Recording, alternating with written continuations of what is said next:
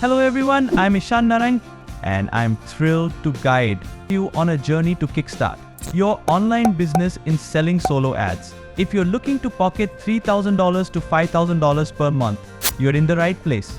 Today, I'll break down the process of launching your solo ads venture without burning a hole in your wallet. We're not talking drop shipping or affiliate marketing here. We're delving into the lucrative world of solo ads. Let's keep it simple and effective. No need to complicate things, especially when you can get started. With a minimal budget, yes, even $0. Now onto the steps. First up, research your niche using tools like Ubersuggest, SEMrush, and vidIQ for platforms like YouTube. Gauge the search volume to ensure your solo ads idea has a solid foundation. Moving on to step 2, the creation phase.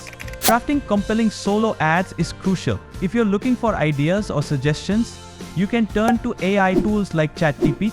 Now, for a quick guide on creating eye-catching ads, check out Canva. Next, step 3, choosing the right platform to sell your solo ads. There are fantastic options like Gumroad, Payhip, and Squeezy.